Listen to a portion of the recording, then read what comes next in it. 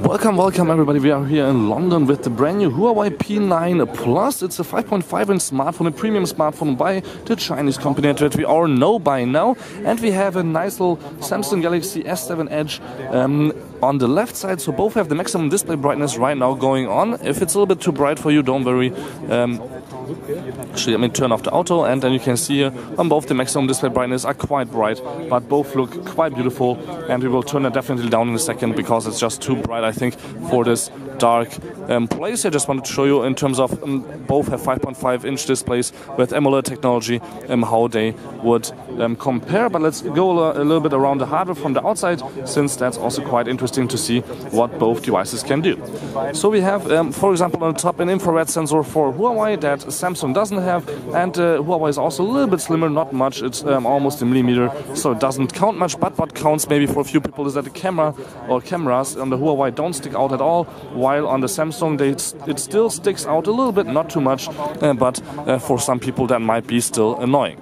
So if you compare the bottom, it looks quite similar with this headset jack, microphone obviously being there, USB and speaker. USB on the Samsung is a micro USB. Here we have micro USB Type-C, so it doesn't matter which way around you will plug it in, but in terms of speed they are the same.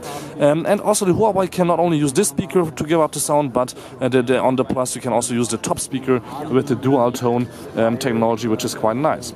So there's a fingerprint reader built in on the back with the Huawei P9 Plus, which the Samsung has on the front, and actually the security grade on this one is level 4, while Samsung has only level 2, so it should be a little bit harder to crack or duplicate your finger on the Huawei device. If you look at the camera, just looking at the camera, you will see, as I said before, it doesn't stick out. We have here dual tone flash, while we only have a single flash on the Samsung, but we have that heart rate sensor that some people like. I never use it actually, and we have here the possibility to shoot nicer pictures in monochrome, since we have one camera dedicated for monochrome and depth focusing, and then we have here just a regular sensor with 12 megapixels for color and just nice picture accuracy, like you can see it probably in a second also here with Samsung. So if we open up on both the camera, I have a Samsung Galaxy S6 right now right there, so we can just say, okay, we want to focus right there, and you can see in the background a little bit there's some blurriness going on, since you can just change around that a little bit where the aperture and focus should be. So you can play around here a little bit with this little tiny gadget, but otherwise in terms of focus, speed and color accuracy both look quite nice. Especially if you go into the Pro mode, you can do all kinds of things here also on both devices that you would expect from a premium high-end smartphones, with the P9 Plus being at $749 and $899 for the Samsung. Obviously there's a little bit of a price gap, but not too big.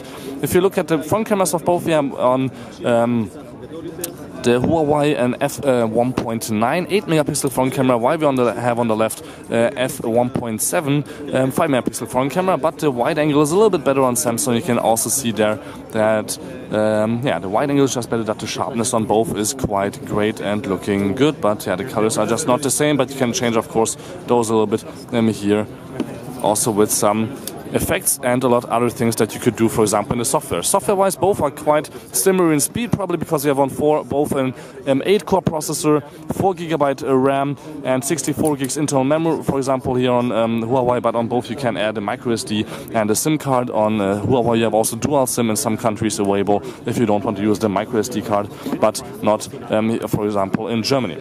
So Samsung, the pros are it's waterproof, and it's completely waterproof, and also it has inductive charging. The battery is bigger with 3600 instead of 3400 milliamps, but the Huawei has a smaller resolution screen with Full HD instead of Quad HD, which means that also the smaller battery will last longer, since the display doesn't need that much power, and both look beautiful, are fast, the cameras are great, and just small differences. So thank you much for tuning in. Don't forget to subscribe. My name is Balázs. Till next time, please and again, and thank you much for watching UHD Tech TV.